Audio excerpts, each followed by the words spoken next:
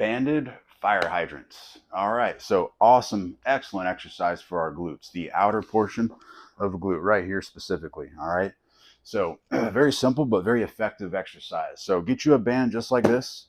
I would recommend kind of like a moderate band. This is more of like a detailing exercise. It's more focused on the contraction here, okay? All right, so go ahead and throw your band about a ½ inch above the kneecap, all right, just like I have here. So to perform, you're going to come down on all fours. Our knees have to be directly under the waist, and then our wrists can either be placed on the floor like this or like that. It's your preference, all right? But the wrists have to be under the shoulders. That's important. So under the shoulders, knees under the hips. All right, so I'm just going to move this side so you can see this leg. But I'm going to start with my right glute here, okay? So whenever you go to start, you're going to pick this knee up off the floor. Once you do so, when you start doing your reps, make sure that this knee does not hit the floor once you start your set, okay? All right, so when you go to kick out, they call it a fire hydrant for a reason. So think of a dog hiking his leg to pee on a fire hydrant. That's where this movement comes into play. So when you go to kick out, make sure that you're not rotating your hips. Your back stays flat and squared. The only thing that is moving is you kicking and chicken winging that leg out, just like this, all right? So here we go. This hand should be here. I'm just going to show you so you can see right here. All right, so pick the right side up. 1,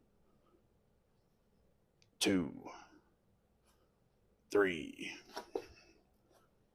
4, 5.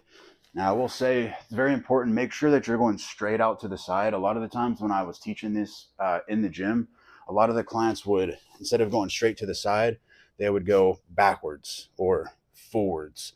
Make sure it's straight out to the side. And the way that you check that, boom, you just look.